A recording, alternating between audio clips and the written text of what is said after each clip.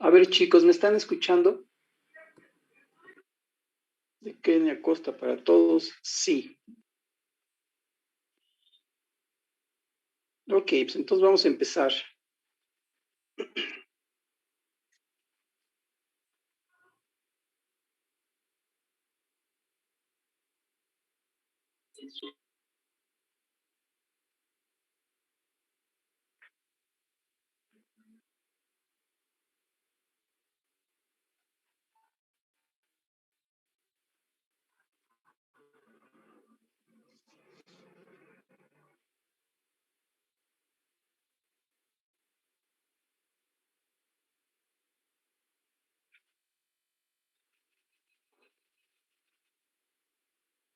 Bueno, vámonos rapidísimo, o sea, para acabar esto, continuar con lo demás. A ver,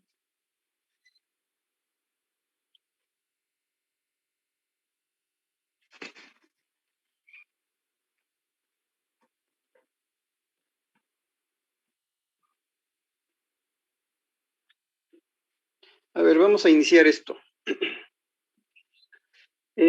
Este, a ver, nos quedamos en la cuestión de los sensores.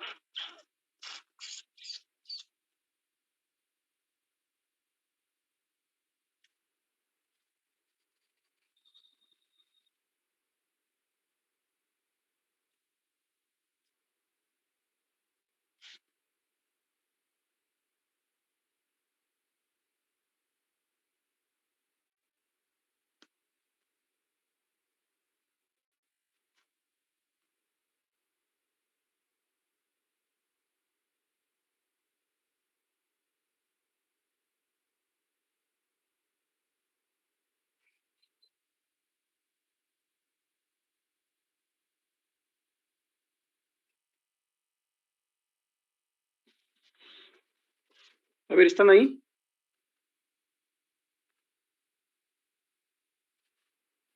Sí. Ok, entonces vamos a empezar. Ya se me fue la señal. A ver, entonces vamos a la parte de los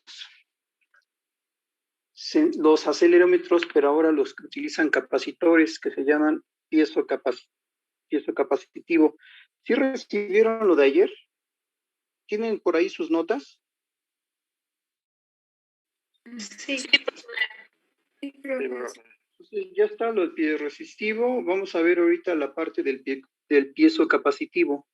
Sí, estos al final son capacitores que utilizan la variación de las distancias que tienen entre las placas. Sí, o sea, aquí lo que vamos a tener es que la variación de las placas va a ser una función de la aceleración. Ahí en el dibujo, pues podemos ver, fíjense bien, que tenemos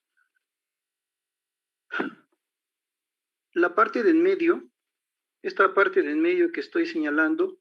Bueno, a final de cuentas, esa es la masa. Esa va a ser una masa móvil que va a tener un desplazamiento en este sentido en el que estoy poniendo ahorita y remarcando. En ese sentido va a tener el movimiento la masa. Entonces, si se dan cuenta, pues al final, esta masa, la masa que está de color azul, va a tener un desplazamiento. Ese desplazamiento, ¿sí? va a estar dado por esa X que tenemos del lado derecho. Ese va a ser el desplazamiento. Entonces, vamos a tener que esa masa va a formar junto con la placa superior, la superior y la placa inferior, va a construir dos capacitores. El primero, que se le está llamando CT, es el capacitor de la masa con la placa superior, y el capacitor CB es la misma masa, pero con la placa inferior. Como amortiguadores tenemos resortes de silicio, ¿sí? Entonces, la distancia de las placas es lo que me va a medir la aceleración a final de cuentas, ¿sí? Entonces, repito, estos sensores generalmente tienen una placa fija y otra placa que está colocada en la masa que se mueve. Este es el caso, ¿sí? ¿De acuerdo? Repito, hay dos capacitores, un capacitor que se forma con la placa superior y otro con la placa inferior. La masa, comentaba, que está apoyada en resortes de silicio, concretamente 4 resortes de silicio, ¿sí? En este caso, la deformación va a ser proporcional a la aceleración. ¿Ok? Entonces, aquí lo que va a suceder es que esa placa, la placa que está marcada como masa, se va a desplazar la distancia cada vez que haya un movimiento. ¿De acuerdo? Y los capacitores van a variar, por lo tanto, de una forma proporcional con la aceleración, siendo el capacitor superior esto, acuérdense, A, pues va a ser el área, D es la distancia original a la que está la masa, y X es el desplazamiento que va a tener. Esto, a final de cuentas, realmente lo que está formando es lo que se llama un capacitor diferencial. O sea, esto en el argot de la electrónica o de los circuitos eléctricos, es un capacitor diferencial realmente. Este es un capacitor diferencial realmente, ¿sí? Entonces, ya saben, S0 es la permitividad, A el área, R es la de los resortes. Entonces, eso vendría a ser lo que es un capacitor empleado para ser utilizado como acelerómetro, ¿sí?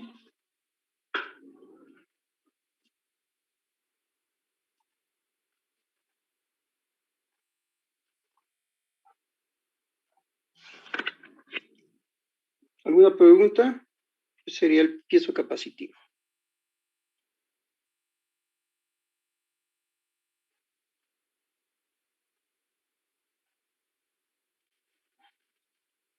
¿Puedo continuar? Sí, profe. ¿Sí? Bueno. Ojo, estos dibujos no están en el escrito que les mandé.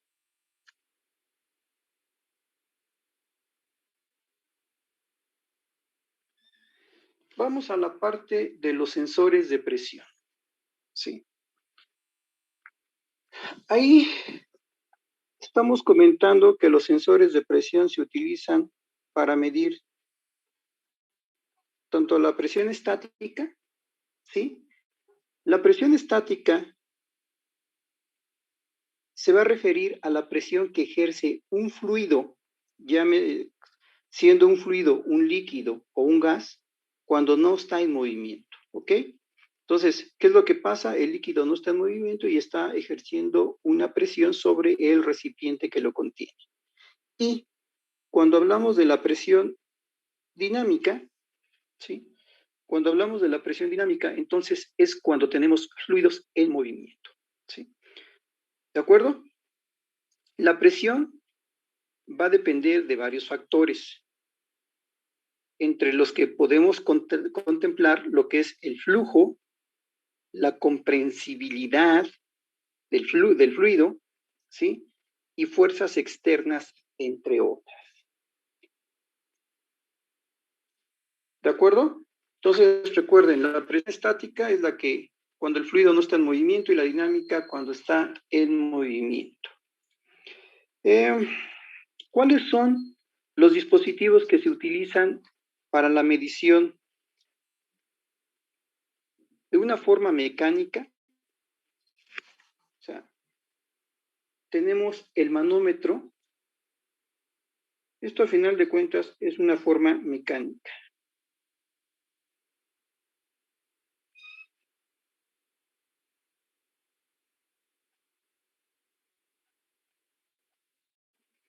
Este es un medio mecánico, ¿sí? Entonces, ahí lo que tenemos, como lo está diciendo el manómetro de tubo NU, ¿sí? Es de lo más sencillo que se puede utilizar. Nada más que ahí tenemos un gran problema. Como lo pueden ver en la figura, realmente es un tubo en U, ¿no? En donde tenemos dos presiones. Ahí vamos a tener dos presiones. La presión atmosférica, que estoy señalando, ¿sí? ¿De cuánto es la presión atmosférica? Recuérdenme de cuánto es la presión atmosférica.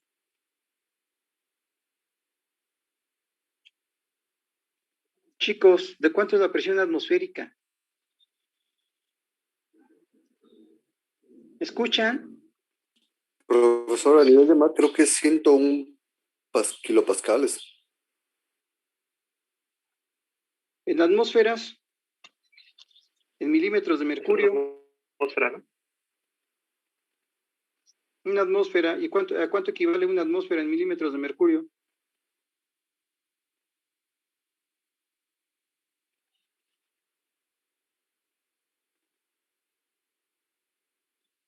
¿760, profe? 160 milímetros de mercurio. No, 760 milímetros de mercurio. 760. Sí. Entonces, bueno, ahí tenemos la presión atmosférica, es un tubo en U como tal, una U, ¿sí? Y lo que tenemos del lado derecho, bueno, pues está la presión atmosférica y cuando se aplica, esta es la presión de entrada, ¿sí? Entonces, el nivel que hay un líquido, ¿no? Vamos a suponer que aquí está el líquido, entonces tiene un desplazamiento. Ese desplazamiento es la variación que se tiene de las columnas. Ajá. Y aquí lo que se hace es, a final de cuentas, aplicar la vieja y conocida fórmula, ¿sí? Para determinar la presión que está entrando.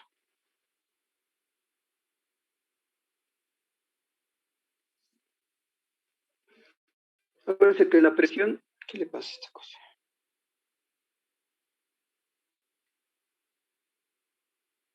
Acuérdense que la presión está dada por la densidad del líquido, la gravedad y la altura, ¿sí? En este caso la altura se está marcando como Y. Entonces, aquí donde están conjuntándose en el fondo del tubo en U, las presiones tienen que ser iguales, ¿sí? La presión que se está aplicando y la presión que se tiene por parte de la atmósfera en el fondo del recipiente tienen que ser iguales. Entonces, al igualar las presiones, puesto que son iguales, acuérdense que eso es de Pascal, ¿sí? Entonces me dice que la diferencia de presiones no es más que la densidad, la gravedad, por la diferencia que se está dando. O sea, realmente es uno de los manómetros muy sencillos que se utiliza para medir la presión. ¿De acuerdo? ¿Cuál es el inconveniente de utilizar esto? A final de cuentas, esto es muy práctico. Yo puedo medir fácilmente la presión, ¿sí? Pero ¿cuál es el problema? ¿Qué problema le ven a este tipo de dispositivos para medir la presión? ¿Qué problema le ven?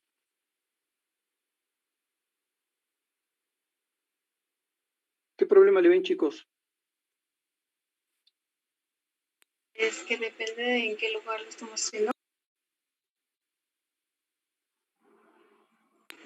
Por ejemplo, estamos en la ciudad, estamos en el nivel. Aparte de eso, ¿qué? Porque a final de cuentas, cuando estás en una ciudad, puedes aplicar algunas cifras de compensación y te quitas de problemas. Pero, ¿qué otra cosa?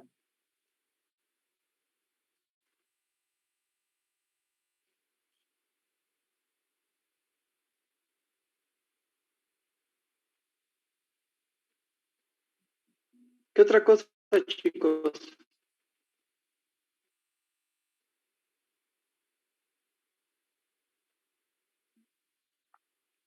La ecuación se los está mostrando.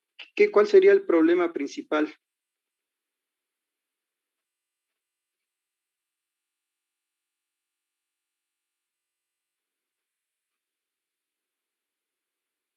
Chicos, ¿No sería el fluido y la altura, profe? la altura, a final de cuentas, son las alturas el problema. Si queremos medir presiones altas, debo tener longitudes de tubo altísimas. O sea, eso es lo que realmente es lo impráctico de este tipo de detectores de presión. O sea, es para presiones muy bajas, es muy bueno, pero para presión, y muy simple, pero para presiones muy altas, no.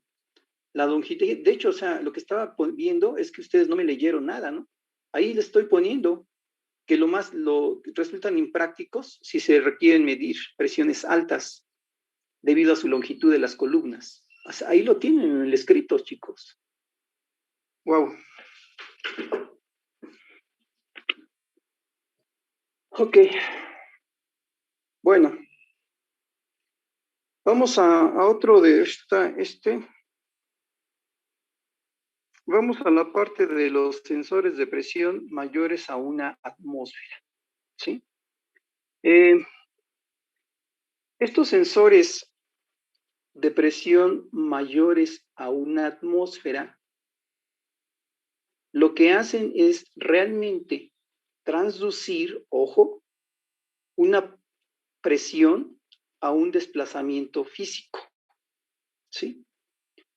¿De acuerdo? O sea, realmente entonces estos sensores de presión lo que van a hacer, van a transducir la información de presión a un desplazamiento físico y después lo convierten en una señal eléctrica.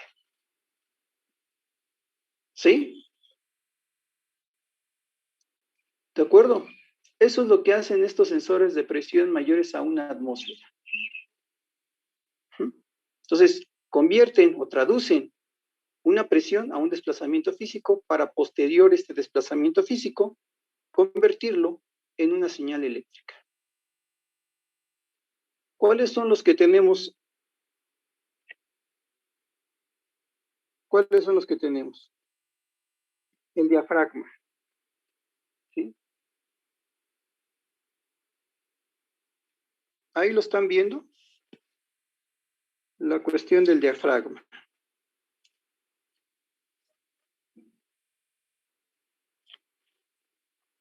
¿De acuerdo?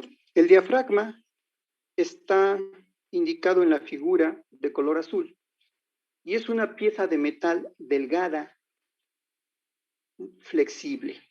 ¿Sí? De acuerdo. Supongamos que la presión 1, que no la puse aquí, Supongamos que aquí está la presión 1, ¿sí? Y aquí está la presión 2. Entonces, supongamos que la presión 1 es mayor que la presión 2. ¿Qué es lo que sucede entonces? Bueno, si la presión 1 es mayor que la presión 2, el diafragma se va a ir hacia el lado donde se tiene menor presión. ¿De acuerdo? Esa línea punteada representaría el diafragma cuando la presión 1 fue mayor a la presión 2. ¿Sí? La parte de abajo que está presión 1 igual a la presión 2, pues es cuando no tiene ningún tipo de deformación ese diafragma. ¿Ok?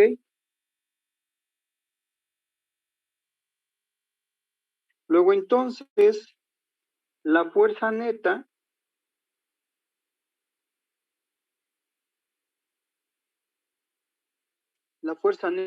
ejercida es la diferencia de las presiones por el área del diafragma. O sea, como se pueden ver, es muy sencillo.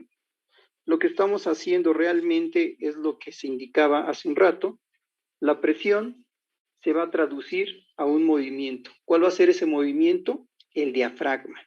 Y aquí a la salida donde se está detectando la presión P2, yo puedo poner alguno de los sensores que ya habíamos comentado. Puede ser un piezoeléctrico, etcétera, y yo entonces ya la convierto a una señal eléctrica. Puede ser una LVDT también, o sea, pueden ser cualquier tipo ya de transductores. O sea, realmente yo utilizo varios tipos de transductores en uno.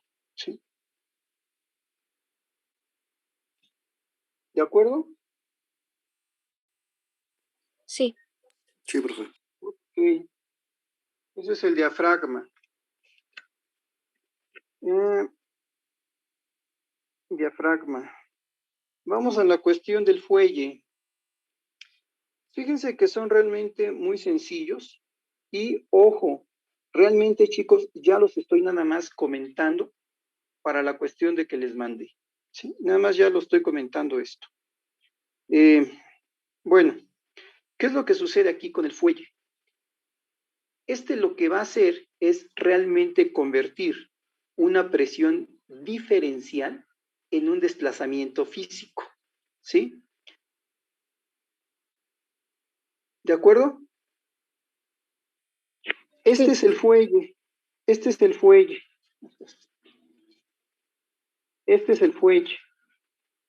El fuelle está construido con un metal delgado. Es como si fuera un acordeón, a final de cuentas. ¿Sí? Entonces, bueno, aquí pondríamos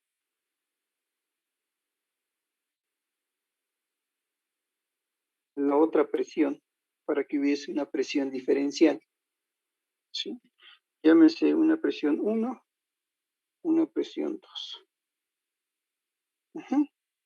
Entonces, aquí lo que hacemos realmente, cuando hay una diferencia de presión, se va a ejercer una fuerza en la superficie del fuelle. ¿Sí? ¿Qué es lo que va a pasar aquí? Bueno, ahora supongamos que la presión 2 es mayor que la presión 1. ¿Qué va a suceder? Pues el fuelle se va a contraer. ¿Estamos? ¿Sí?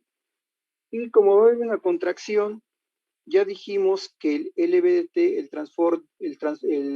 transformador diferencial, me va a generar un voltaje. Aquí yo podría tener los cables para obtener el voltaje. Entonces, aquí tengo,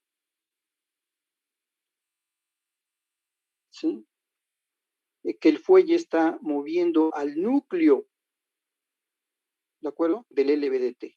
Entonces, ya voy a tener una señal eléctrica, que voy a tener un voltaje. ¿Sí?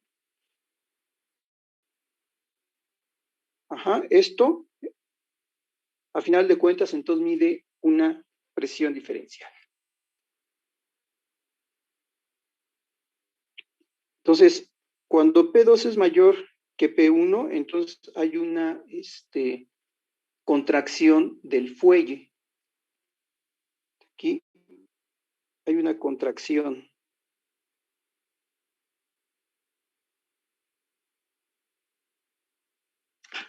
Pero cuando 1 es mayor que 2, la presión 1 es mayor que la presión 2, entonces, pues a final de cuentas, nuevamente el fuelle se va a expandir.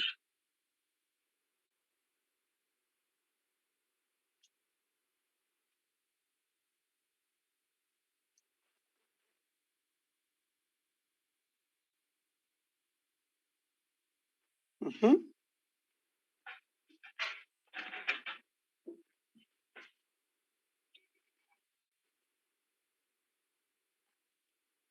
Ok.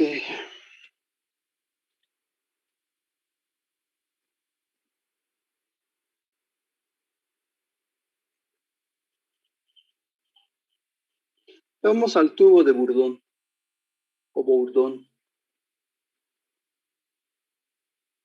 Este tubo, como se ve ahí en el escrito, está construido con un metal que es plano, que puede ser bronce o latón, ¿sí? Tiene forma de arco o curva, como se ve ahí, como lo vean, curva o arco. En algunas ocasiones es de tipo espiral, ¿sí? ¿Y qué es lo que sucede? A final de cuentas, aquí hay un recipiente que cuando se mete la presión, ¿sí? Si la presión es mayor que la presión que tenemos, que es la atmosférica, entonces el tubo plano, ¡pum!, se va a venir en este sentido. Cuando la presión que se está aplicando es menor que la presión atmosférica, entonces viene en este sentido. ¿De acuerdo? O sea, es realmente muy sencillo este tipo de dispositivos. Yo lo que les he comentado es de que a final de cuentas el transductor, el ingenio está en cómo se mide la variable a detectar. O sea, eso es el ingenio de esto. La electrónica es otra cosa aparte, ¿sí? Más bien es la sencillez de cómo se puede generar una medición de una variable. ¿De acuerdo? Entonces, ese es el tubo de Bourdon. ¿Saben dónde se utiliza este tubo de Bourdon? En el manómetro que la otra vez les mostraba, ¿sí? Para medir la presión sanguínea de forma no invasiva, ahí es donde se aplica el tubo de Bourdon. Uh-huh. Es una de las aplicaciones. Bueno, entonces, a ver, tubo de Bourdon. Y vamos a los de estado sólido. Estos sensores de estado sólido, a final de cuentas, emplean silicio. Aquí el silicio, estos son los de estado sólido, aquí el silicio lo que vas a hacer es actuar como un diafragma, ¿sí? ¿Qué es lo que va a pasar? Bueno, pues hay varias formas. Aquí estoy poniendo solamente uno, ¿sí? Podría yo poner para medir también presión diferencial de una manera, pues, muy sencilla. Fíjense, si yo quiero medir presión diferencial con estos transductores de estado sólido, pues lo único que hago es poner un recipiente donde tenga precisamente dos entradas, ¿sí? Donde aplique una presión 1 y donde tenga una presión 2. Y entonces en la parte intermedia estará el silicio. Estos serán los electrodos que salgan, ¿sí? Entonces, fíjense, este tipo de sensores mide presión diferencial.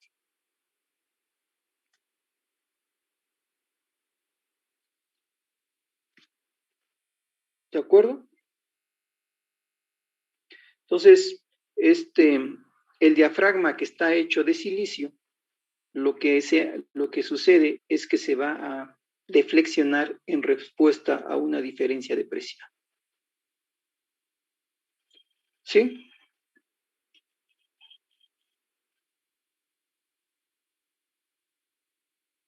Bueno, esos son los sensores de presión mayores a una atmósfera, pero también podemos medir presiones menores a una atmósfera. Aquí sí la cosa ya cambia cuando estamos detectando presiones menores a una atmósfera, ¿sí?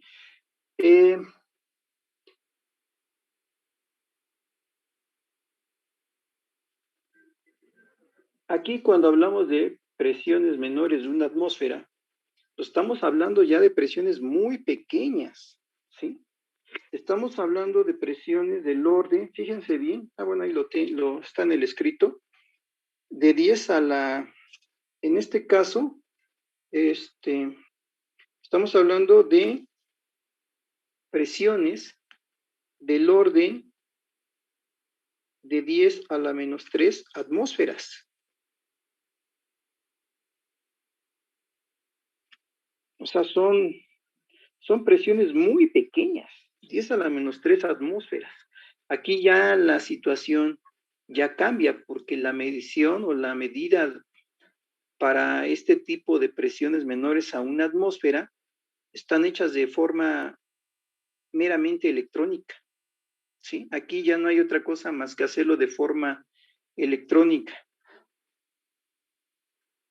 Entonces, aquí lo que vamos a hacer, como dice ahí su escrito, aquí utilizamos realmente un filamento, ahorita verán cómo es esto, así de sencillo, bueno, entre comillas. Tenemos estos son los sensores un sensor de presión, ¿sí?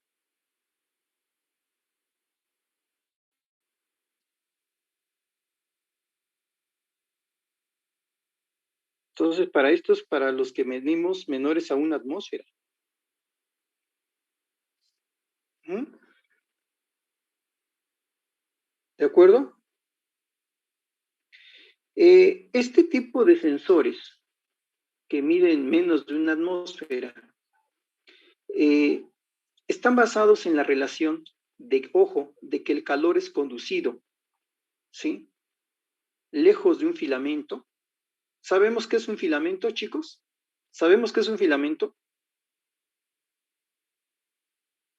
A ver, chicos, ¿sabemos qué es un filamento?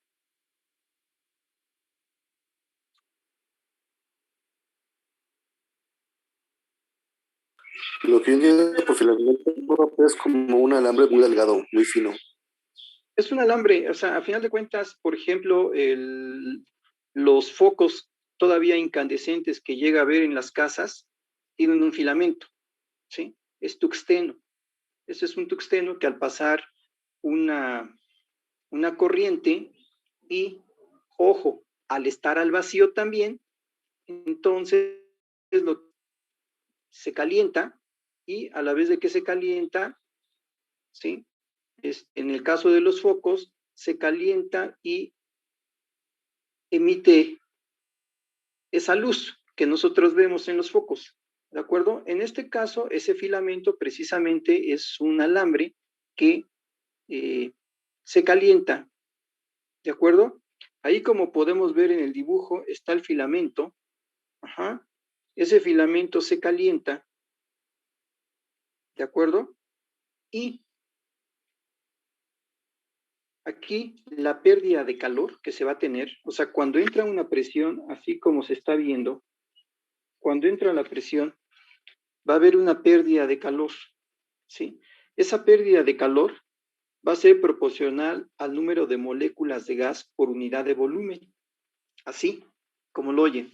Ojo, la pérdida de calor entonces va a ser proporcional al número de moléculas de gas por unidad de volumen, ¿de acuerdo? el filamento siempre va a tener una corriente constante, ¿sí? Y entonces, ojo, la temperatura del filamento va a ser proporcional a la presión del gas. ¿De acuerdo? Entonces, ahí está en su escrito eso. La temperatura del filamento va a ser proporcional a la presión del gas. Y como dice su escrito, se traduce una detección de temperatura en una de presión. Vean qué ingenioso es esto, ¿sí? Pero es la única forma de medir presiones muy, muy bajas. Entonces, lo que va a suceder es que cuando se meta la presión, va a haber un cambio de temperatura en el filamento y eso lo que va a suceder es que va a ser una relación presión-temperatura. ¿Ok? Esto se aplica para los dos manómetros, el manómetro de Pirani y el que es de termoacoplo. Entonces, de hecho, ahí está en su escrito que utilizan de 10 a la menos 3 atmósferas. En caso ponerlos.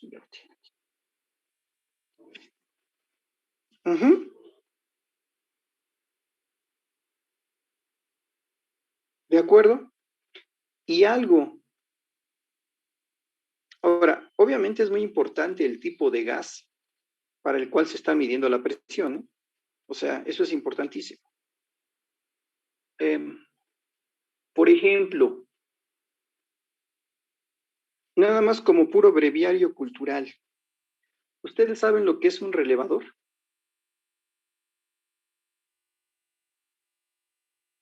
No. No. Bueno, un relevador a final de cuentas es un interruptor mecánico. Ese interruptor, ¿sí? Lo voy a poner aquí y ahorita lo quito. Hagan de cuenta. Ahí está. Y ahí está. Es un interruptor, un switch. Entonces, este tipo de interruptores hay de estado sólido, que son utilizados con MOSFET, etc. Pero aquí hay una cosa importante. Si yo quiero utilizar voltajes muy grandes, del orden de los kilovolts, ¿sí? Obviamente no voy a poder utilizar ningún MOSFET. O sea, no hay ningún MOSFET ahorita que alcance voltajes del orden de kilovolts. Por ejemplo, si yo quiero 25 o 30 kilovolts, ustedes saben lo que son 30,000 volts. Es una barbaridad eso. Entonces, si yo quiero trabajar esos 30,000 volts o esos 23,000 volts, necesito utilizar switches que me permitan trabajar esos voltajes tan altos. ¿Qué es lo que hago? Estos se llaman platinos. Estos los meto en un encapsulado metálico, ¿sí? Le meto un gas noble. ¿Por qué? Porque si yo le dejo cualquier otro tipo de gas, va a haber chisporroteo y estas cosas se van a pegar, ¿sí? Ya no van a servir. Entonces le meto un gas y después, fíjense bien, le pongo un embobinado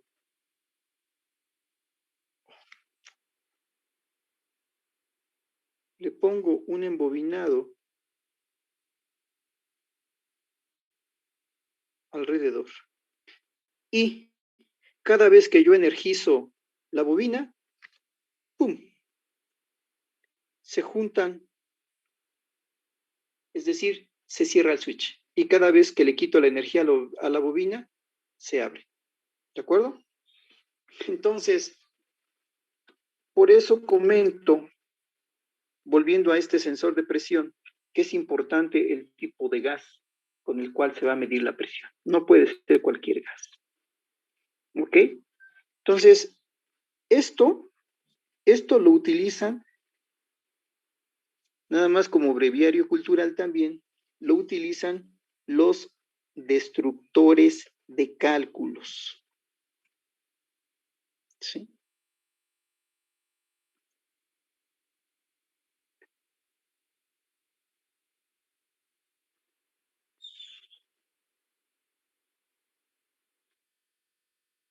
Entonces, ese tipo de dispositivos se utilizan cuando se quiere manejar muchísimo voltaje y es muy importante el tipo de gas que tiene adentro.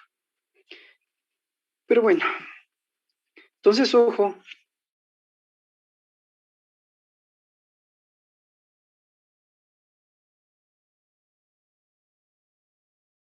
No presión, porque también esta cosa se puede utilizar para medir flujo. Hay algo que en los coches, y esto es en los vehículos, en los coches, traen un sensor que se llama sensor MAF. Este sensor MAF detecta la cantidad de aire que entra para hacer la combustión en el motor. ¿Cómo está hecho esto? Precisamente tiene un filamento que está caliente y a mayor flujo de aire varía más la temperatura. Esta temperatura la relacionan como un cambio de flujo, ¿sí? Entonces, se puede utilizar también para detectar flujo, haciendo una pequeña adaptación, ¿de acuerdo? Entonces, ojo, hay varios sensores que se pueden utilizar que sirven para presión, pero se pueden utilizar también para flujo. ¿De acuerdo? Y entonces son los sensores menores a una atmósfera. Estamos hablando del de Pirani y el de termacoplo trabajan de esa manera, simplemente. Y tenemos también sensores que detectan presiones menores a 10 a la menos 3 atmósferas. ¿Sí? Para eso lo que trabajamos son los sensores de ionización.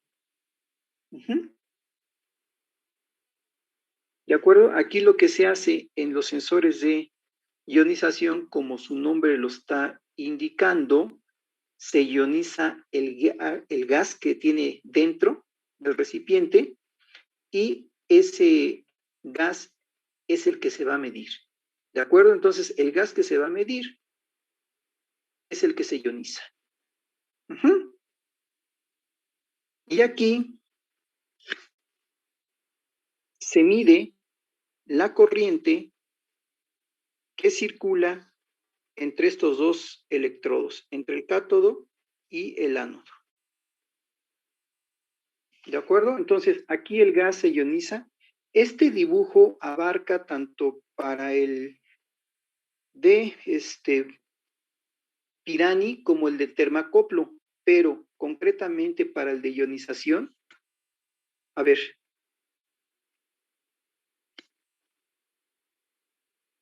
hasta aquí quedaría para Pirani y termacoplo. Y ya cuando estoy hablando de ionización,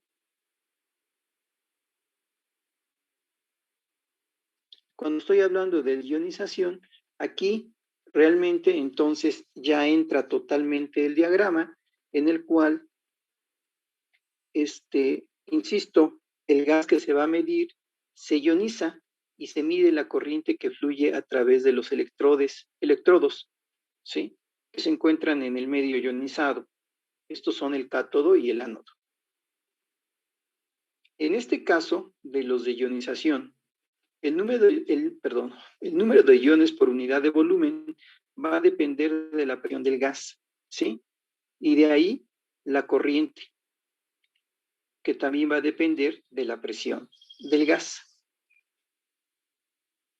¿De acuerdo? Entonces, ojo, el número de iones por unidad de volumen que vamos a tener aquí va a depender de la presión del gas y, por lo tanto, también la corriente va a depender de la presión del gas. ¿Sí? Entonces, aquí hay una ionización del gas que se va a medir. En eso consiste el de ionización. ¿Sí? Entonces, ojo. Aquí, en esta de ionización, el número de iones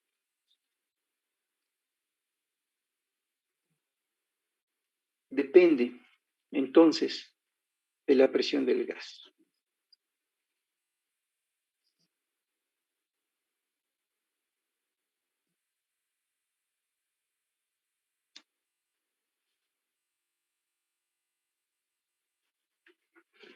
Ok.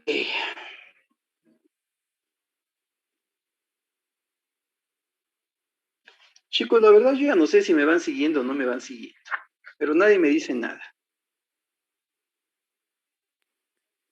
Sí, Sí, lo vamos siguiendo. Sí, perfecto. Ok. ¿Están haciendo los dibujitos o ni siquiera están haciendo los dibujitos? estamos. Sí, lo estamos haciendo. Bueno, ok. Entonces, pasamos rápidamente a los sensores de flujo. En el caso de los sensores de flujo, fíjense que el flujo, está determinado por la presión que ejerce hacia el recipiente que lo contiene. ¿De acuerdo?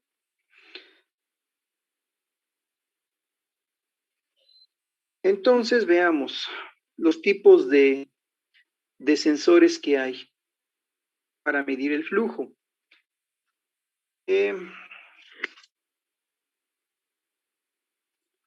Tenemos los de restricción. Estos sensores de flujo de restricción es la forma más común que hay para medir el flujo. Ajá. Entonces aquí lo que se mete es una restricción y vamos a entender como restricción como una reducción. A eso le vamos a llamar como restricción. ¿Sí? Entonces fíjense que el primero que tenemos es el Venturi. Entonces el tubo Venturi está formado por dos tubos, ¿de acuerdo? Y aquí lo que estoy señalando, esta es la restricción, es decir, hay una reducción. Hay una reducción ahí. Entonces, ¿qué es lo que sucede? Bueno, que donde se va a medir la reducción es aquí. Esta va a ser la presión 2 y esta va a ser la presión. Entonces, lo que tenemos es que entra un flujo con una determinada velocidad 1, ¿sí? Tenemos una área 1, ¿ok? Y aquí se tiene una determinada presión, una presión 1. Cuando se pase a lo que es la zona de restricción, ¿qué es lo que va a suceder? La velocidad 2 va a aumentar. Pero ¿qué va a pasar con la presión 2? Pues va a cambiar. ¿Sí? Entonces, en otros cursos deduzco todas estas ecuaciones, pero ahorita ya no hay tiempo. Entonces, aquí realmente lo que tenemos es un cambio de velocidad y al tener un cambio de velocidad tenemos un cambio de presión. ¿De acuerdo? ¿Sí? Bueno, ese es un Venturi. Los de boquilla es semejante al Venturi, nada más que, fíjense aquí, aquí tenemos la restricción. Esta boquilla es la restricción.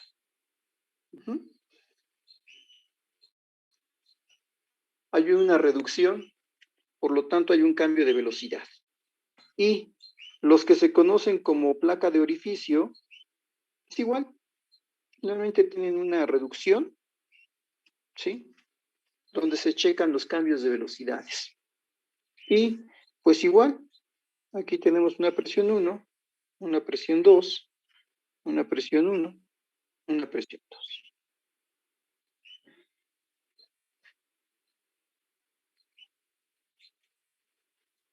Tal vez el más interesante de todos es el tubo Pitot o Pitot, ¿sí? Que mide la razón de flujo en un punto en particular.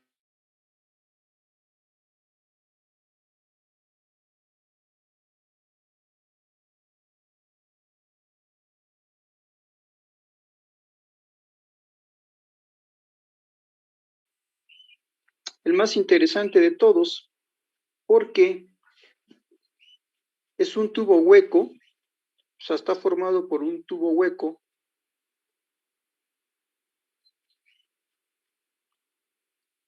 ¿De acuerdo? Entonces, fíjense, viene el flujo, y aquí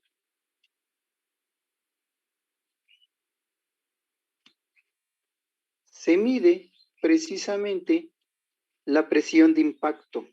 Esto es la presión de impacto.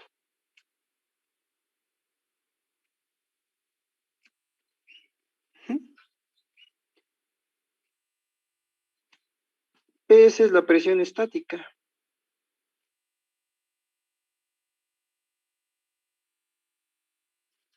Entonces, a través de este que se conoce como el tubo Pitot, tubo Pitot, ¿sí? Es donde se detecta la presión de impacto. Entonces, Q, ¿qué será Q?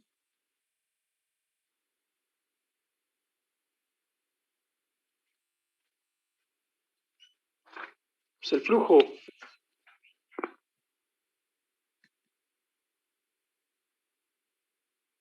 Fíjense que entonces la presión diferencial que se mide a través del tubo Pitot o Pitot, ¿sí? Se calcula utilizando la famosa ecuación de Bernoulli.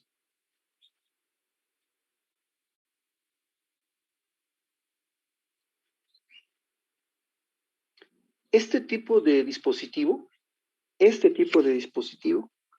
es muy utilizado en espirometría.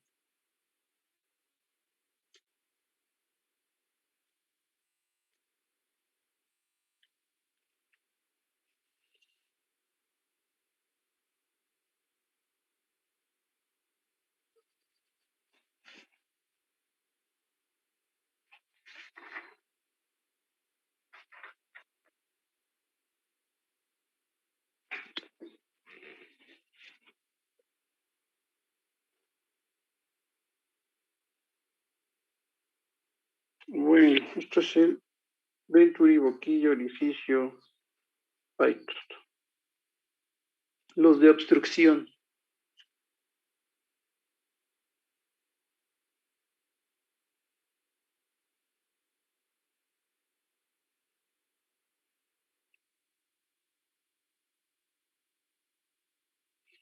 Este como tal, los de obstrucción, pues sí tienen algo que obstruya el paso, ¿sí?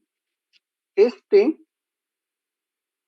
a final de cuentas es un flotador que lo que hace cuando tenemos el flujo, este flotador va hacia la parte de arriba, ¿sí?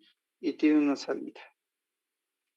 Esto en el medio hospitalario se conoce como rotámetro. Rotámetro. Esto se utiliza mucho para medir el flujo en las máquinas de anestesia.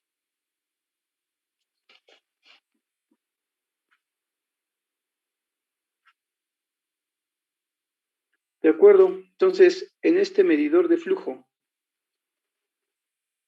de obstrucción, ¿sí? Que es el rotámetro, a final de cuentas.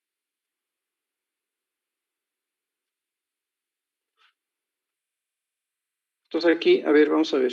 Aquí en este tipo de sensores de flujo de obstrucción, la fuerza de elevación, porque va a haber una fuerza que va a hacer que se eleve ese flotador. Y por lo tanto, fíjense bien, entonces la fuerza de elevación y por lo tanto la distancia a la cual se va a elevar ese flotador en la columna es una columna.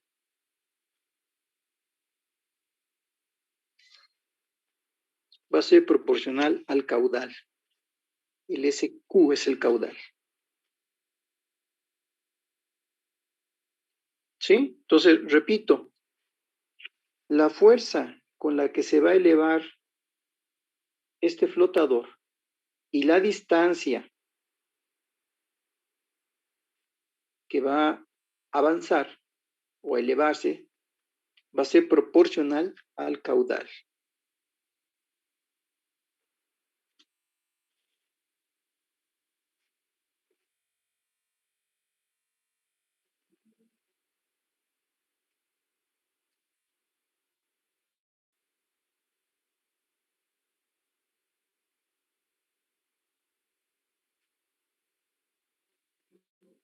Y bueno,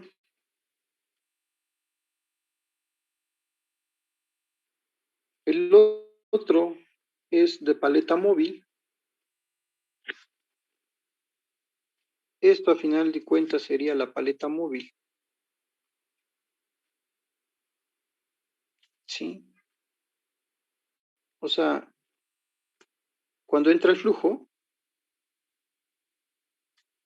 esta paleta se eleva.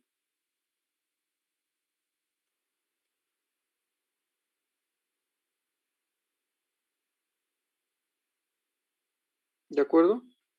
Entonces, a medida que entra más flujo, esta paleta lo que hace es, bueno, aquí no se alcanza a ver, pero lo que hace es girar más rápido o menos rápido, dependiendo de la velocidad del flujo. ¿Sí? Entonces, gira. Esta paleta móvil gira. Y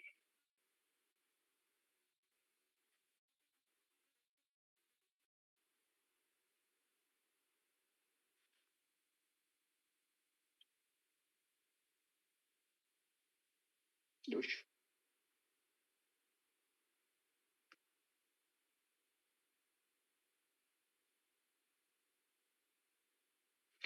antes de eso, aquí en el de paleta, antes de que me pase, aquí en el de paleta, aquí el ángulo,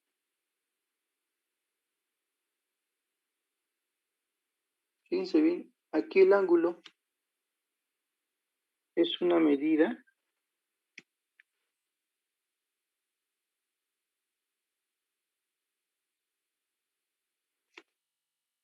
del caudal.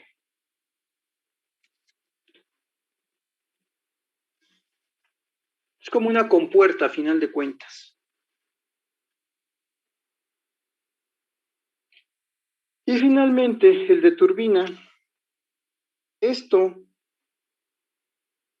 es una hélice que cuando entra el flujo gira, gira, gira, gira, gira, y este giro es detectado por un tacómetro y ya hago la transducción de flujo a un valor. ¿Qué es un tacómetro? ¿Qué es un tacómetro? Chicos, ¿qué es un tacómetro?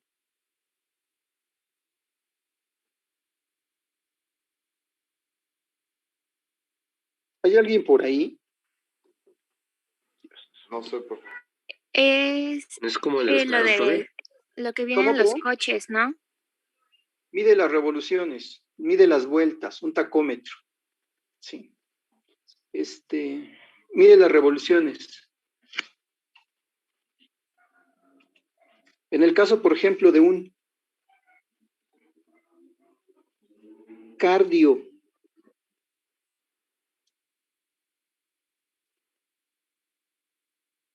¿qué será un cardiotacómetro? ¿Qué será un cardiotacómetro?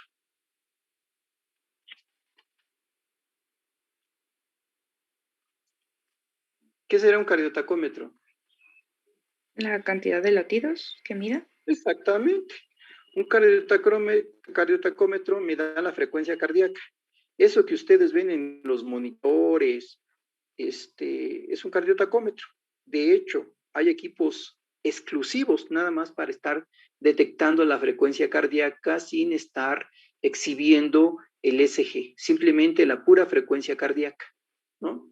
Sobre todo, por ejemplo, donde los llegan a utilizar mucho es en las unidades de neonatología, donde los bebés no están graves, están bien los bebés, y entonces nada más para estar detectando su latido cardíaco.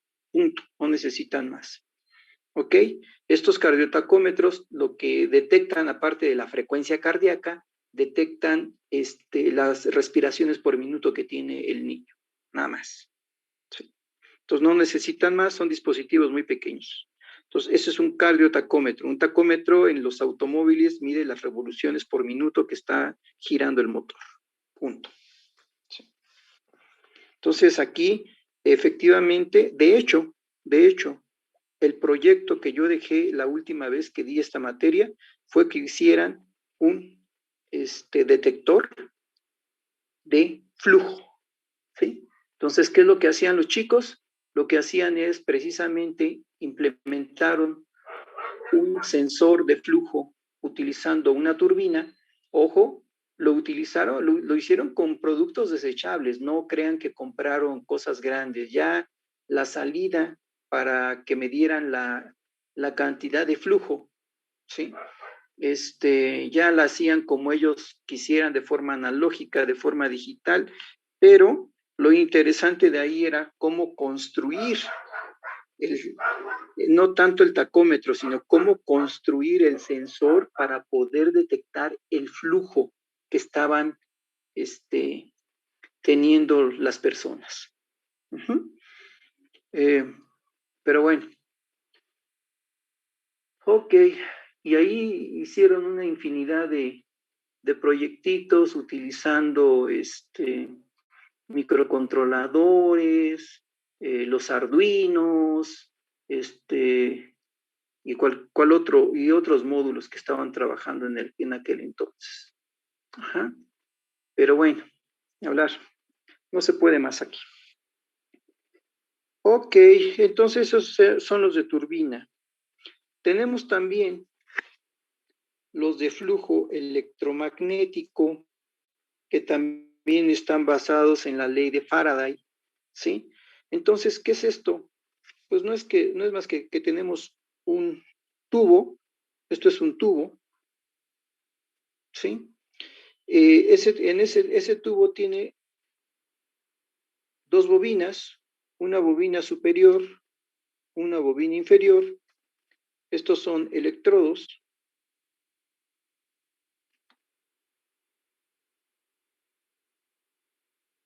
Pues ahí estaría puesto, electrodos.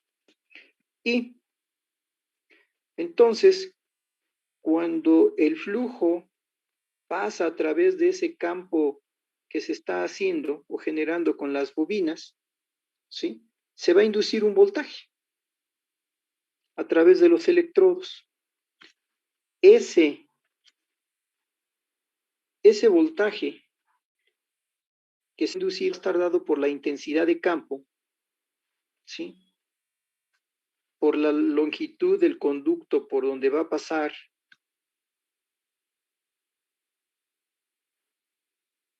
la longitud de donde va a pasar el flujo y la velocidad.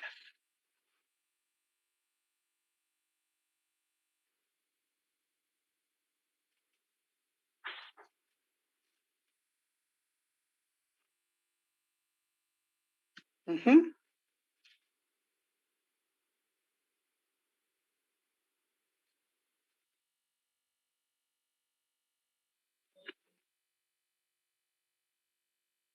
Finalmente, Es que todavía no tenía nada de fondo.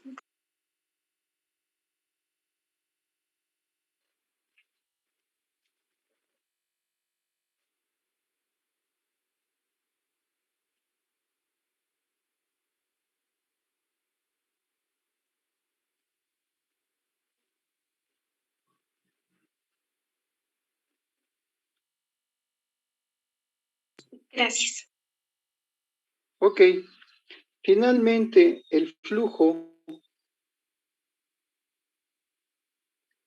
que va a estar medido en función del caudal volumétrico, pues el flujo va a ser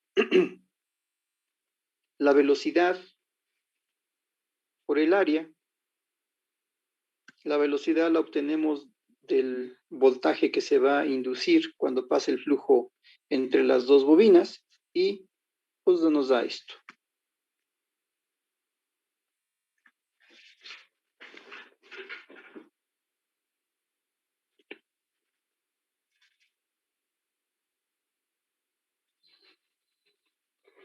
Y vamos a la parte de los ultrasónicos.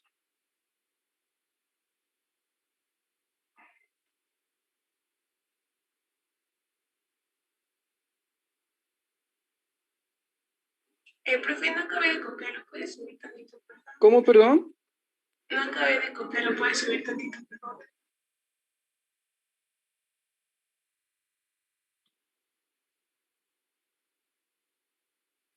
Ya, gracias. Ok, en el caso de los ultrasónicos, bueno, pues estos están basados en las ondas de sonido, ¿sí? Hay dos principios básicos para realizar la medición. Uno es el tiempo de tránsito de la señal y el otro es el efecto Doppler.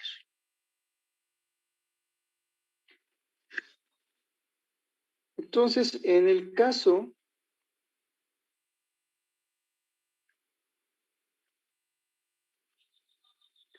este es el de, esto que están viendo aquí es el de tiempo de tránsito.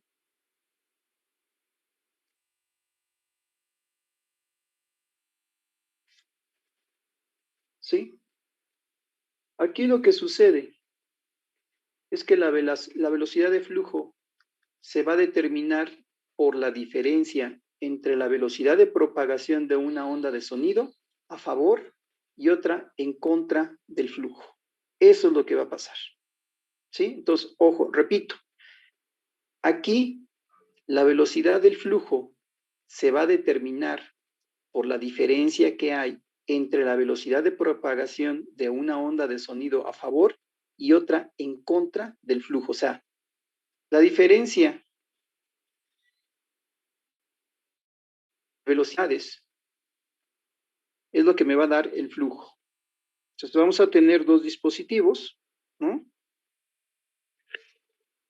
Fíjense bien, uno que va en el sentido del flujo, y otro que va en el sentido en contra del flujo.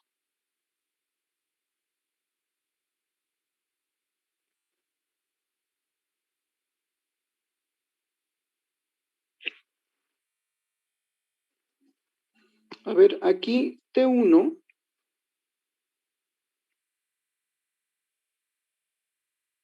es el tiempo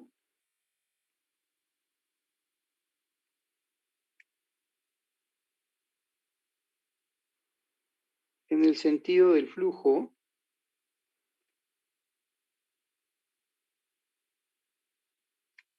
y T2 es el tiempo en contra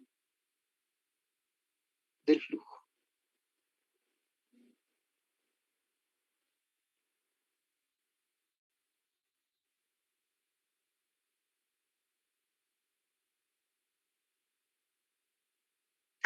¿De acuerdo? Entonces, aquí K es una constante.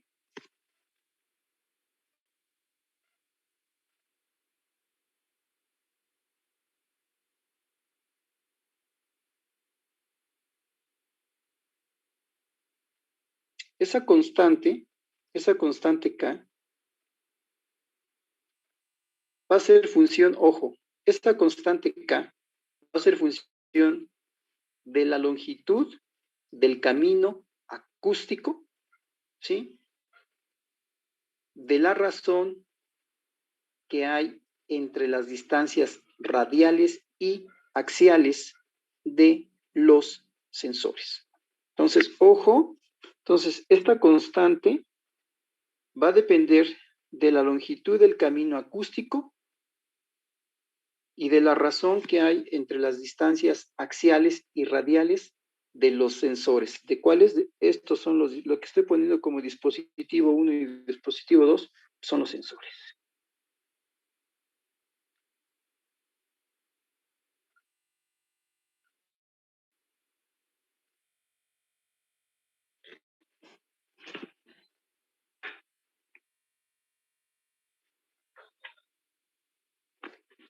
Ay. Y el efecto Doppler.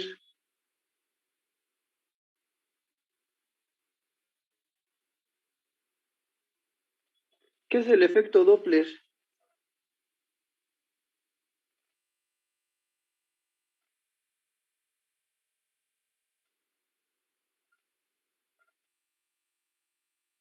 Cuando el sonido,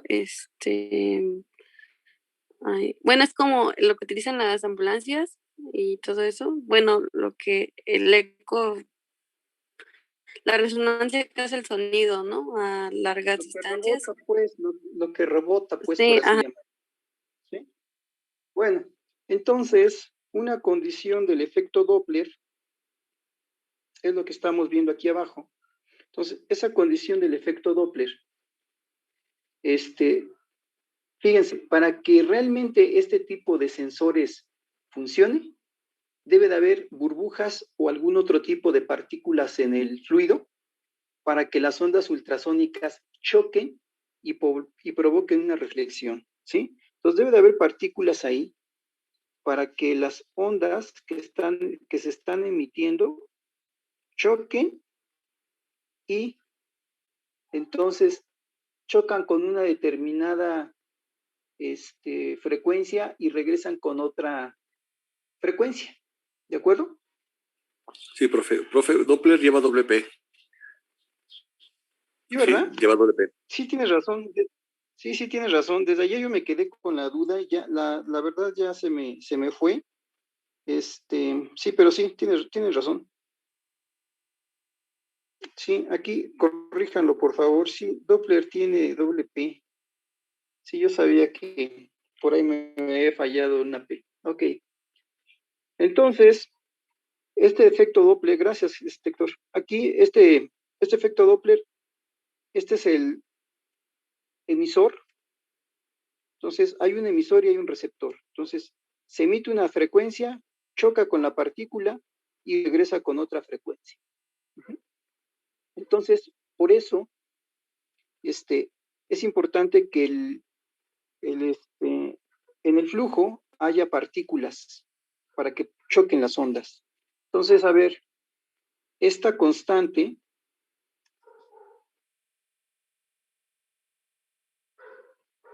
depende del ángulo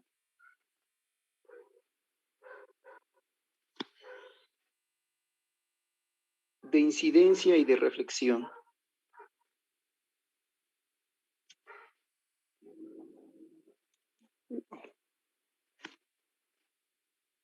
Y esto es la variación de la frecuencia.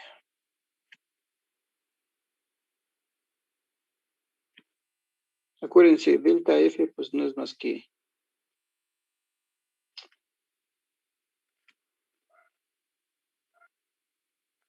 F2 menos F1.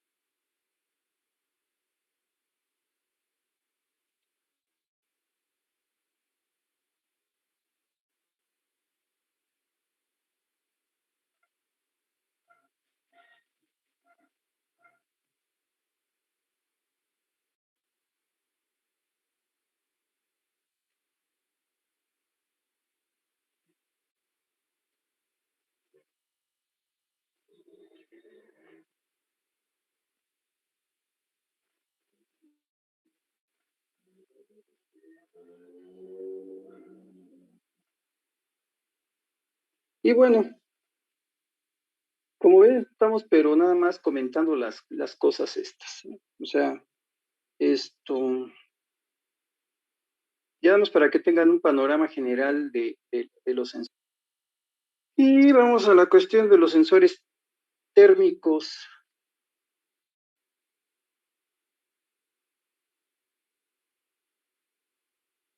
Entonces ahora vamos a medir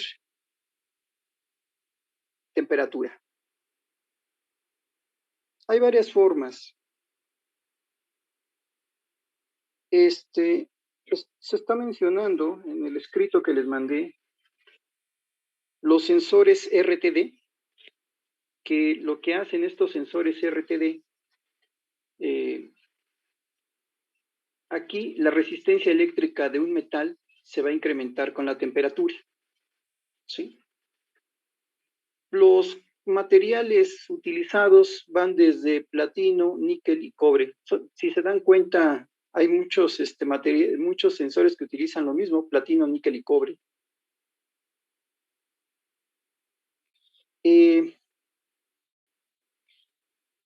Este tipo de sensores, su variación de la resistencia se puede representar con esta ecuación realmente. Es un polinomio, ¿sí? Entonces recuerden que su resistencia se va a incrementar en función de la temperatura.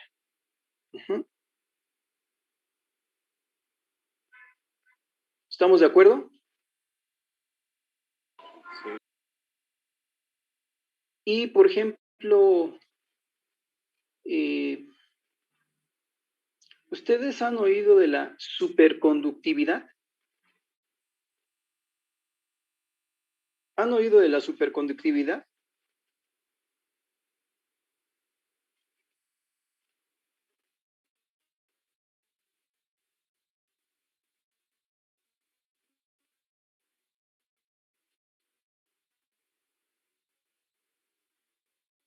¿Qué es, ¿Qué es un superconductor? Un conductor que no tiene ningún tipo de resistencia. Los que no tienen ningún su tipo de material. resistencia. ¿Cómo hago eso? ¿Cómo hago la superconductividad o cómo genero la superconductividad? Que yo sepa, con algunos materiales es bajándolos hasta el cero absoluto. Bajando la temperatura, ¿sí? Entonces, fíjense, es lo contrario aquí. Aquí al aumentar la temperatura, aumento de los superconductores, cuando se disminuye la temperatura, disminuye la resistencia. ¿Dónde se utiliza? Por ejemplo, en la resonancia magnética se utiliza la superconductividad, ¿de acuerdo? Para el magneto, donde de las resonancias magnéticas, se utiliza superconductividad y ahí se enfría con nitrógeno, ¿sí? Entonces, bueno, utilizan nitrógeno, utilizan helio. Ok, entonces, ahí en la ecuación estamos viendo cómo se incrementa esta RT0, es la resistencia en la temperatura inicial, y esta es la nueva temperatura.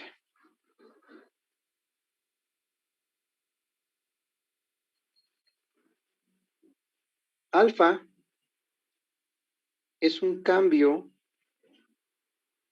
fraccionario, o sea, de fracción. Cambio fraccionario en la resistencia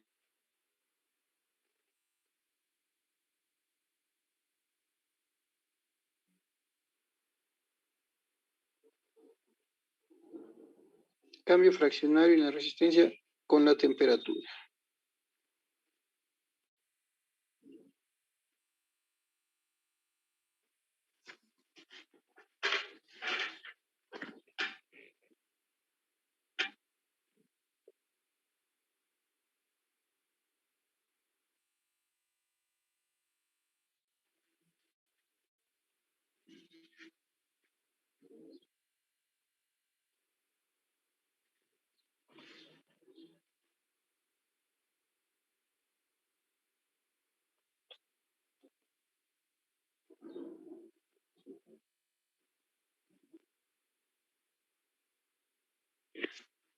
Ok.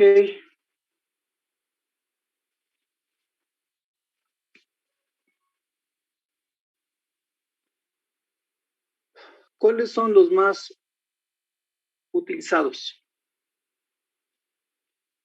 Bueno, depende de mis necesidades de medir la temperatura. Ok, vamos a la cuestión de los termistores.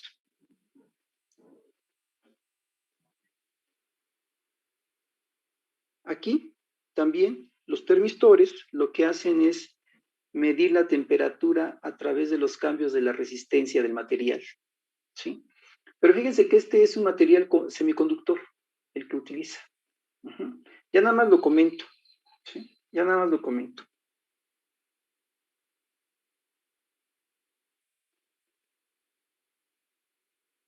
Les digo, lástima, la verdad, o sea, no es que esté lamentando, pero lástima que no estamos en los laboratorios para que hicieran ahí. Tengo varios termistores también y tengo termopares, pero bueno, ni hablar.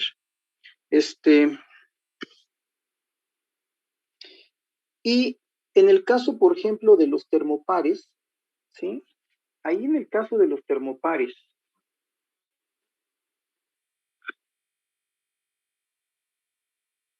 ya no tengo más. Bueno, en el caso de los termopares, ahí como dice, está formado por dos metales distintos, ¿sí? Entonces, imagínense, tengo esto.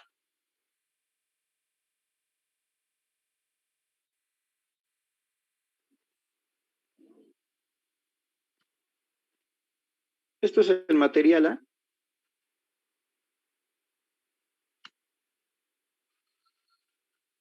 Es un termopar.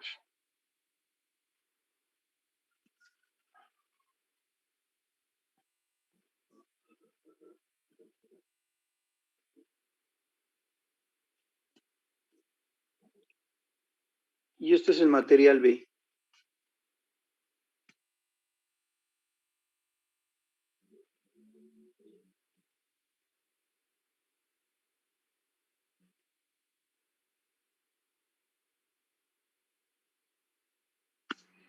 Supongamos que aquí tenemos la temperatura 2, la temperatura 1.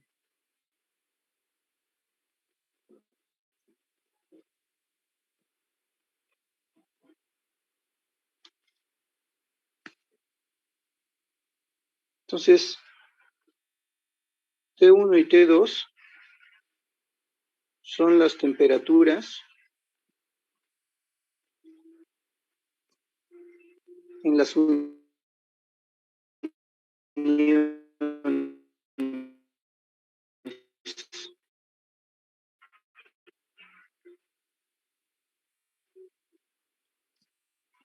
Dos metales, ¿sí? Y aplican temperatura, calor, temperatura, lo que sea. Se va a generar una diferencia de potencial que ustedes la están teniendo en su escrito, ¿sí? ¿De acuerdo? Entonces, de hecho, por ahí hicimos un ejemplo al principio, utilizando, cuando estábamos viendo de las características, no recuerdo si estáticas, las características estáticas me parece, o dinámicas, no recuerdo, hicimos un ejemplo de un termopar de la temperatura, donde utilizamos un polinomio.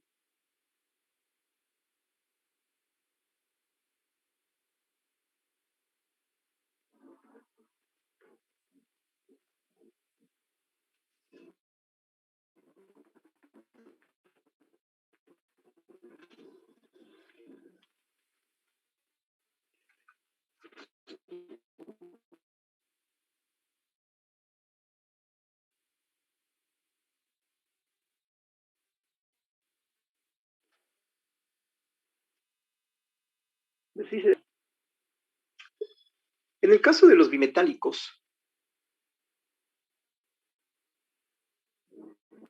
igual T y B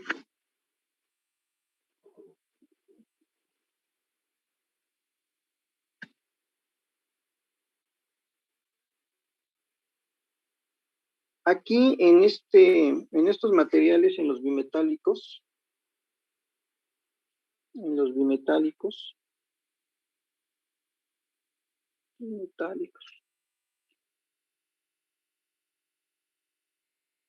aquí vamos a tener dos materiales, como dice su escrito, ¿sí? Que tienen diferentes coeficientes. Entonces, lo que sucede aquí, hagan de cuenta, aquí tengo aquí tengo contactos. Aquí tengo el material. Entonces, están haciendo contacto, ¿sí? Como si fuera un switch. Y cuando se alcanza una determinada temperatura, debido a la diferencia de constantes de dilatación que tienen los metales, estos se arquean. No sé, esto se arquea, por ejemplo, así.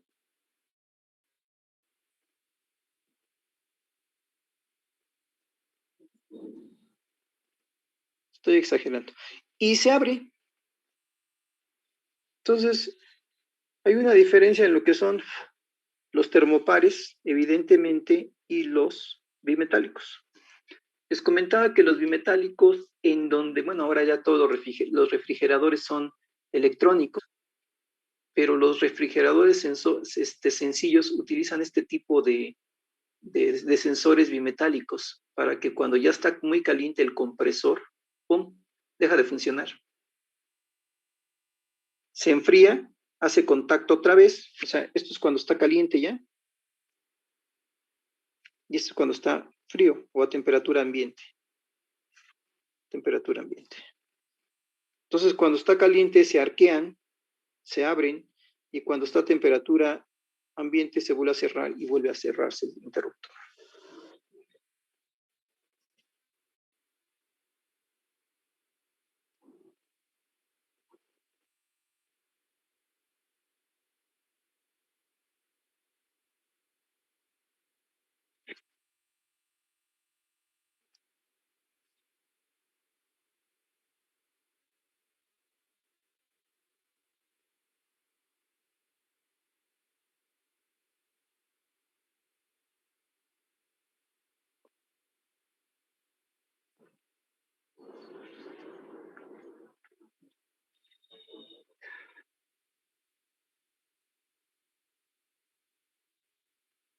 Pasamos a la cuestión de los ópticos. Y como ahí está en su escrito, son todos los dispositivos que detectan las radiaciones ópticas, sean visibles o invisibles. Sí, entonces estos dispositivos van a entregar una respuesta en función a la luz que llegan a captar.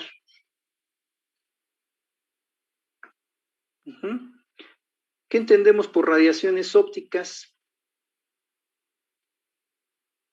Pues el conjunto de todas las ultravioletas, de las infrarrojas, de la visible, ¿sí?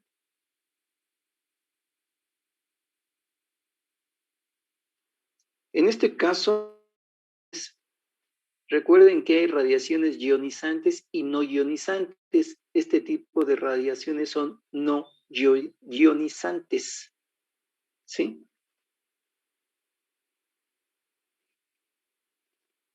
Sí, profe. Por ejemplo, cuando se incide en lo que es la materia biológica, pues no tienen suficiente energía para provocar ionización. Por lo tanto, pues no hay ningún tipo de radiaciones. Cultural, tenemos que la radiación es ultravioleta. Las famosas UV van en el rango de 100 a 400 nanómetros, ¿sí? La visible va en el rango de 400 hasta los 750 nanómetros, y lo que es la infrarroja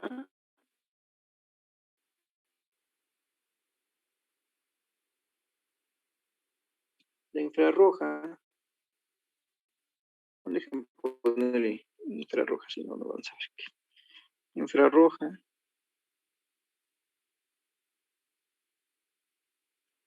De los 750 nanómetros hasta lo más que se pueda.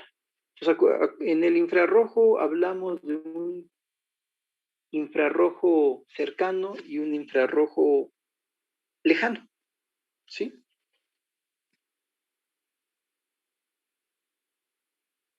Y también recuerden que la radiación electromagnética está caracterizado por su frecuencia y su longitud de onda, donde la velocidad de propagación es lambda por F, ¿no? Esta es la velocidad de la luz, la longitud de onda, y pues esta es la frecuencia.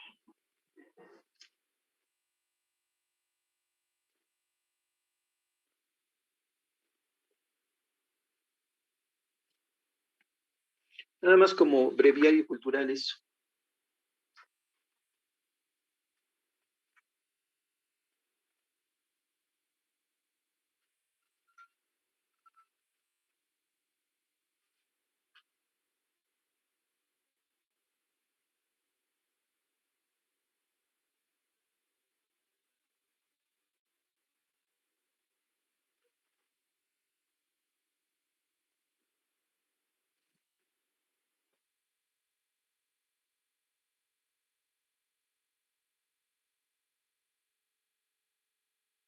Bueno,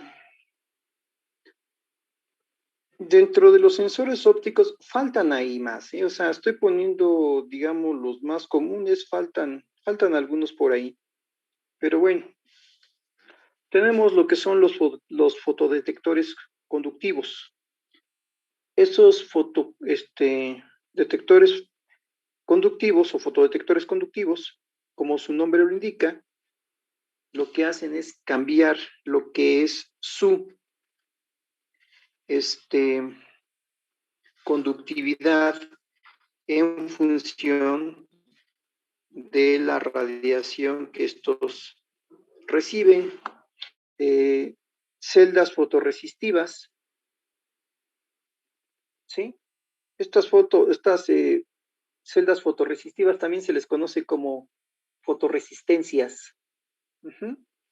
Y dependiendo de la forma como están construidas, cuando reciben la luz, estas fotorresistencias, lo que pueden hacer es incrementar, hagan de cuenta, les digo, voy a poner así.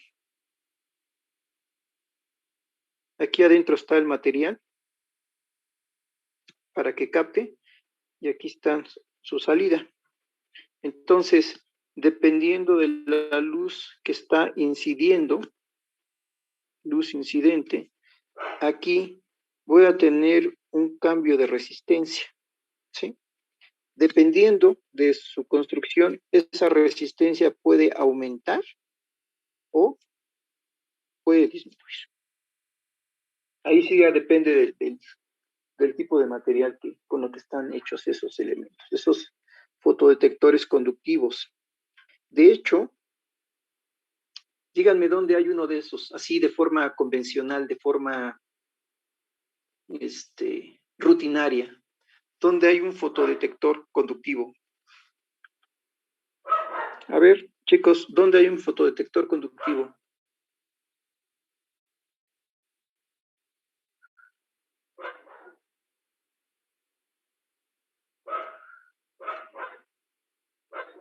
En las avenidas públicas, los faros de luz.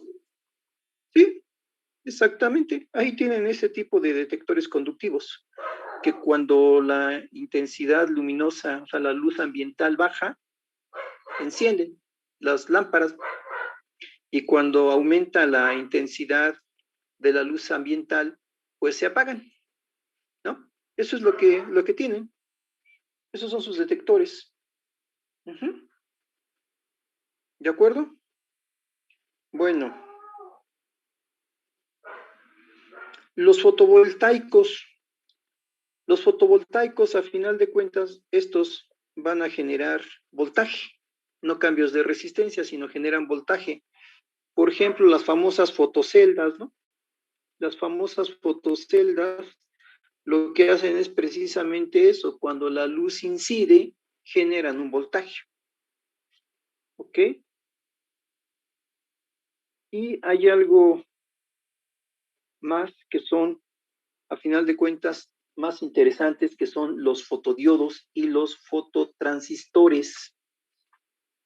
Uh-huh.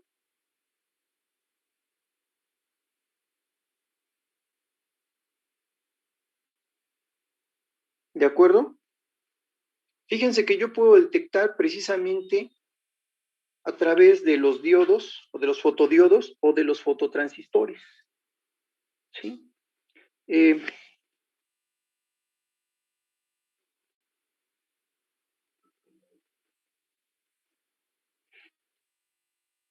Aquí lo interesante es que si hablamos de un fototransistor,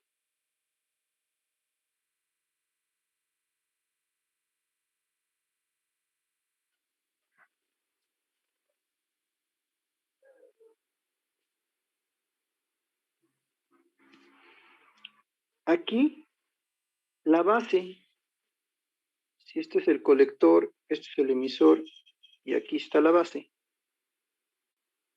La luz incidente, ¿sí?, llega a la base. De hecho, físicamente, vemos al fototransistor.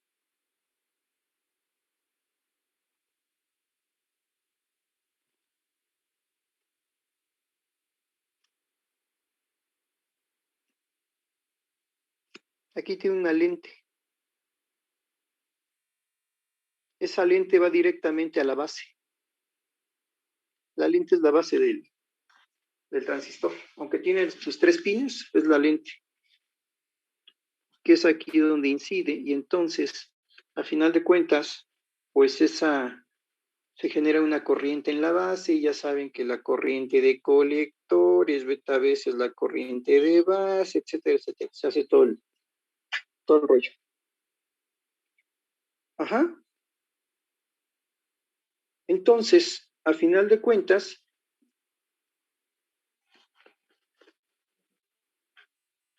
el fotodiodo,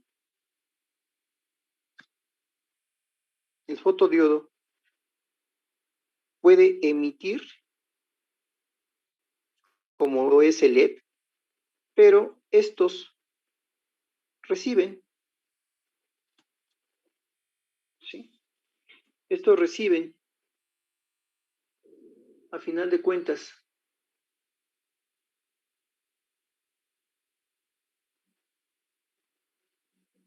Uh-huh. Entonces, ¿cómo podría ser utilizando un diodo? ¿Qué es lo que podría hacer? Bueno, ahí en su escrito dice que la característica voltaje corriente en inverso, ¿no? Entonces, aquí lo que yo podría hacer para detectar con un fotodiodo, pues amplifico,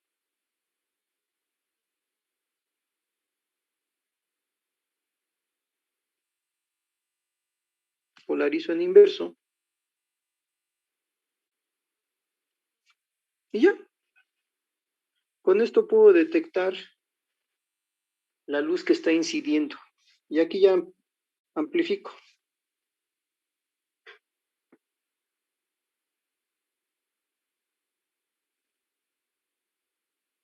Rápidamente, ¿dónde puedo yo utilizar el fotodiodo y el fototransistor? En los oxímetros. En los oxímetros, exactamente, en los oxímetros. En los oxímetros puedo detectar eso, ¿sí? Exactamente. Ahí, tal cual. Tal cual, tal cual. En un oxímetro.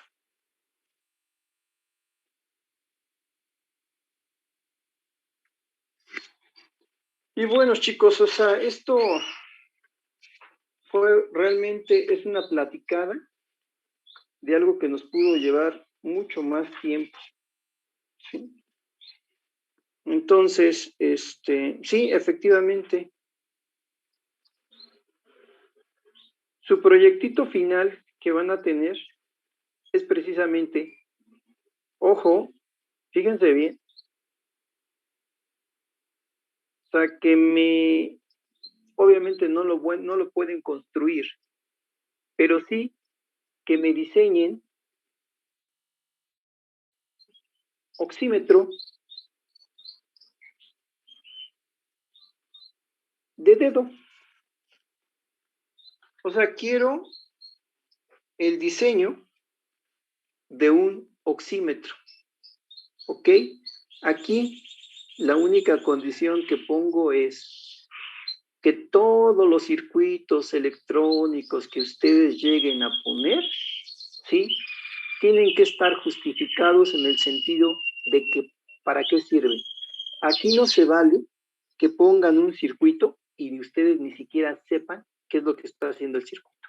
Entonces, ojo, lo que vamos a hacer entonces ya como parte final es precisamente, supongamos que este es el dedo, ¿sí? Ya sabemos cómo funciona el oxímetro. Entonces, pues vamos a tener su detector y su emisor. Vamos a tener un emisor y un receptor. Entonces, no quiero ecuaciones, no quiero ecuaciones porque tampoco es hacerlo sufrir. O sea, simplemente quiero primero a bloques.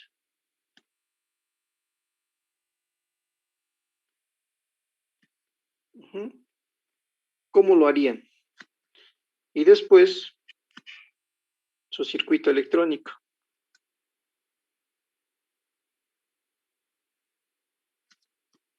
¿De acuerdo?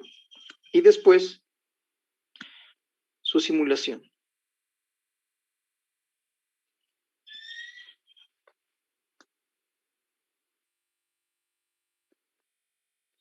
Eso es lo que van a tener de aquí hasta el último día del trimestre. No hasta el último, porque necesito checarlos. Estamos, esta es la semana 9. Sí. Sí. La próxima es la 10. Luego la 11. Bueno, si en un fin de semana no hay ningún problema. Ok, tienen 2 semanas para diseñar un oxímetro. O sea, aclaro. Sí, vuelvo a aclarar. Si ustedes me ponen un circuito electrónico, porque lo copien de una página electrónica y todo eso, y ustedes no me saben describir qué hace ese circuito, aclaro también, no quiero ningún tipo de ecuación, ¿sí? Si estuviéramos en la universidad, otra cosa sería, pero no quiero ningún tipo de ecuación, simplemente quiero que utilicen un sensor óptico, ¿sí? Para detectar. No quiero teoría, yo ya sé cómo funciona un oxímetro, no me interesa la teoría del oxímetro, simplemente cómo lo fabricaría. ¿Ok? Si ustedes me ponen solamente, ojo, si ustedes me ponen así, bloque de procesamiento,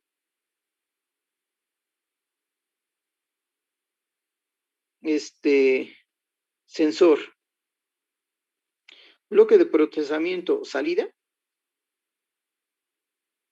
adiós. ¿Sí? Yo lo que quiero es algo más descriptivo. Por eso no quiero ni ecuaciones, no quiero, si lo quieren hacer así como estamos llevando el curso así, no lo quiero que tampoco me pongan cosas así bien bonitas, pero si lo van a hacer así a mano, háganlo pues, lo mejorcito posible, ¿no? Entonces, no les estoy pidiendo demasiado, simplemente que me diseñen un oxímetro de la forma más simple posible, lo más simple posible. De hecho, en esta de análisis de sistemas biomédicos hicimos, pero ahí sí lo tuvieron que caracterizar con todo de linealidad, histéresis y todo ese rollo, un espirómetro, hicieron un espirómetro sus ex compañeros, porque ya no están ahí, sus ex compañeros, y en una de las prácticas de circuitos electrónicos 2 en amplificadores operacionales, diseñaron un oxímetro, utilizando puros amplificadores operacionales. ¿Sí? Entonces, bueno, ya dependerá de ustedes. ¿De acuerdo? Entonces, aclaro. Lo que voy a revisar, lo que voy a pedir son eso, bloques, el circuito electrónico y la simulación del circuito electrónico. De hecho, esta parte de la simulación la dejamos hasta el final. Lo que me interesa es cómo harían su descripción a bloques y cómo harían su circuito electrónico. Insisto una y otra vez, si ustedes me ponen algún circuito raro, complicado, que yo veo que no es de ustedes y yo les pregunto y no me saben contestar, ¿sí? Se quedan callados así como ahorita en el limbo, ajá, adiós, simplemente adiós, o sea, no admito eso, ¿sí? O sea, estoy siendo demasiado light, entonces, quiero algo hecho por ustedes. No quiero que me copien de internet, no quiero que me copien un diagrama profesional si lo encuentran. No quiero nada de eso. Quiero ver su lógica de diseño de esto. ¿Sí? O sea, aclaro, no quiero saber qué es un oxímetro, ya sé lo que es un oxímetro. ¿Sí? Quiero ni para qué sirve. Quiero simplemente cómo lo harían. Quiero un diseño de un oxímetro, punto. Hecho por ustedes, no copiado de internet. ¿De acuerdo? Sí, va a ser con el mismo equipo. ¿Qué, perdón? ¿Es en equipo o individual, profesor? ¿Cada quien va a entregar uno? No, va a ser en equipo. Ah, vale, gracias. No, va a ser en equipo. ¿De acuerdo? Sí, profesor, gracias.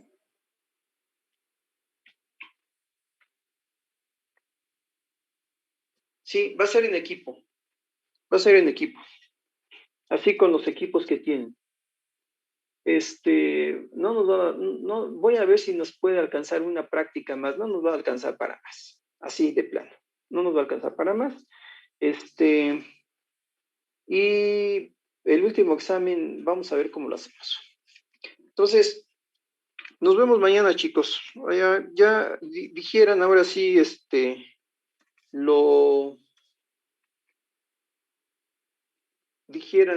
esto que se vio, que es realmente es súper rapidísimo, ¿sí?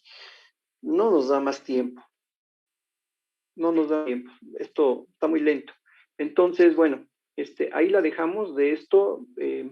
Mañana continuamos con otro tema. Si tienen alguna pregunta, obviamente, a ver, sí quiero aclarar esto. Ese resumen que estoy haciendo es un resumen muy, muy somero, muy pequeño, ¿sí? O sea, si yo quiero meterme de una manera muy formal con lo de las cuestiones de los transductores, ¿sí? Tengo que hablar de muchísimas cosas. Y la verdad, entiendo la situación que hay cosas que han dejado de ver por esta situación, que es la cuestión en línea que estamos trabajando. Entonces, la verdad, soy empático con ustedes, no les puedo exigir algo que pues todos los demás de sus compañeros tienen de carencias. O sea, no puedo exigir más en este momento.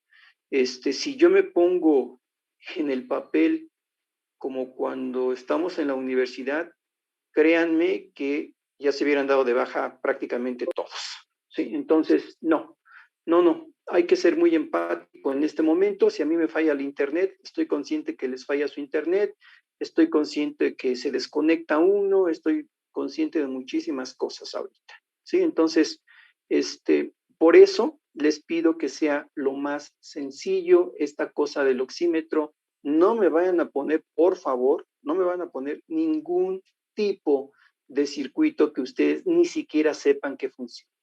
Y tampoco se vale que me pongan un solo bloque que diga mi microprocesador, Arduino, o sea, lo que sea. Tampoco se vale eso. ¿De acuerdo?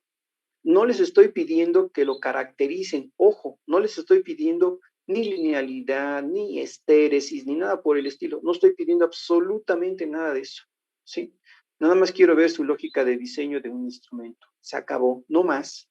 No más. Entonces, pueden utilizar amplificadores operacionales, pueden utilizar transistores, pueden utilizar lo que quieran. Si ustedes al final quieren una salida digital, bueno, tendrán que poner entonces toda la parte de conversión analógica digital y cosas por el estilo. ¿Sí? Entonces, si ustedes me entregan todo de manera analógica, perfecto. O sea, no les estoy dejando ningún tipo de restricción al respecto. ¿Sí? No les estoy diciendo háganlo de esta forma o de la otra forma. Es abierto el diseño de la forma más sencilla que ustedes pueden hacerlo. ¿De acuerdo? Entonces, chicos, pues después de esta platicada nada más, y que yo no sé si lo siguieron o no lo siguieron, la verdad, pues nos vemos el día de mañana para continuar con lo que falta, 9, 10, y estamos terminando justo en la semana 11. ¿De acuerdo? Entonces, pues nos vemos mañana, chicos. Hasta mañana. Hasta Hasta mañana, profesor. Mañana, profe. Hasta mañana. Mañana, profe. Mañana. Hasta mañana.